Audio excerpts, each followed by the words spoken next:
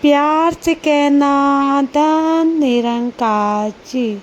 शुक्राना शुक्राना शुक्राना शुक्राना सतगुरु माता जी का। और सत्संगत आज की साखी है गुरु दक्षिणा।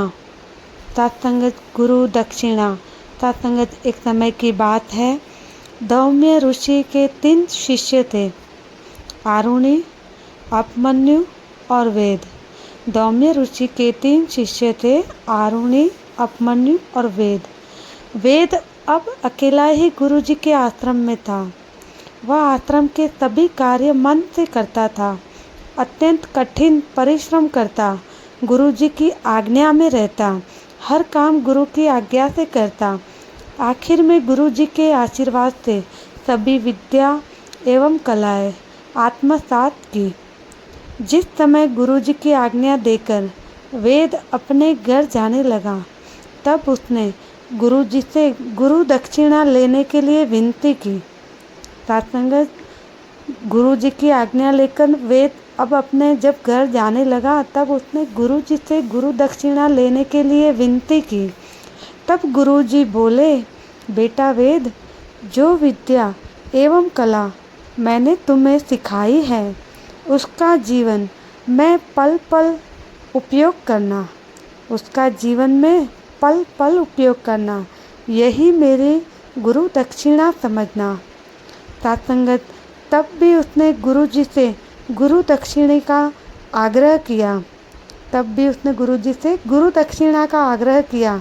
तब गुरु जी बोले, बेटा वेद, अगर यही तुम्हारी इच्छा है तो कोई साधारण वस्तु मेरे लिए लेकर आना, परंतु ध्यान रहे कि वस्तु लाते समय तुम्हें कोई देखे नहीं। सत्संगत वेद गुरु जी की आज्ञा मिलते ही आनंद से भर गया। रास्ते में जाते समय सोचता रहा कि कौन सी वस्तु गुरु जी को देनी है, यह निश्चित ही नहीं कर पा रहा था। आखिर में निर्णय लिया कि आश्रम के लिए गाय दे दी जाए। सत्संगत उसने निर्णय लिया कि आश्रम के लिए गाय दे दी जाए। इससे आश्रम में पढ़ने वाले शिष्यों को दूध मिलेगा, जिससे वे सशक्त होंगे। फिर मन में विचार आया कि गायों को साथ ले जाते समय रास्ते में पेड़ पौधे पशु पक्षी तो इन्हें देख रहे होंगे। फिर ऐसा करते हैं कि गुरु जी को एक सोने की मुद्रा दे देते हैं। ये सोचकर उसने घर में से एक सोने की मुद्रा ले ली। चुपचाप कमर में बांधकर वो जाने लगा। अब ये सोने की मुद्रा कोई देखेगा नहीं।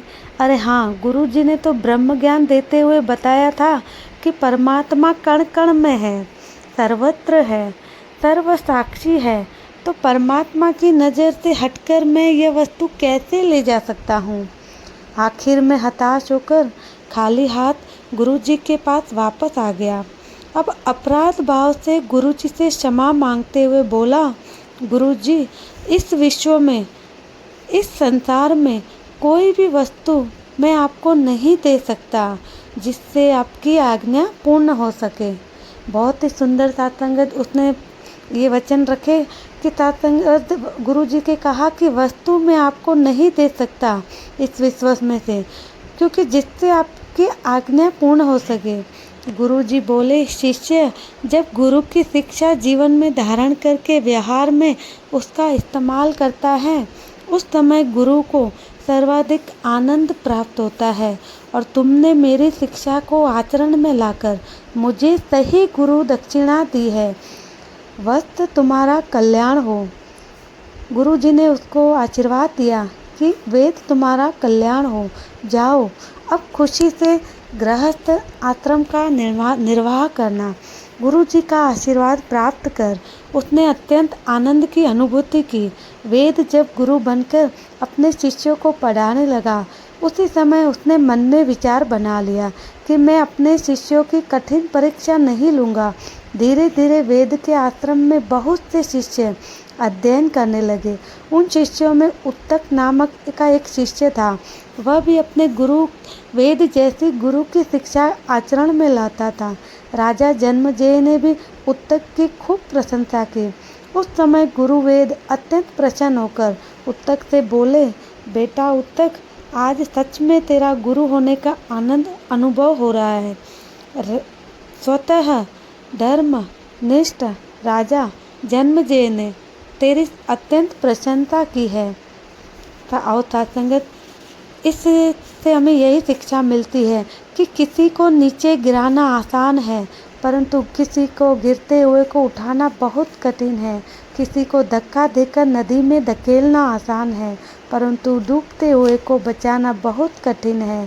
स्वयं की जान खतरे में डालने जैसा है। जो संत महात्मा होते हैं वही इस तरह के कठिन कार्य करते हैं। महापुरुषों का संपूर्ण जीवन परोपकार के उत्तम भाव से भरा होता है। तब संगत जी प्यार से कहना।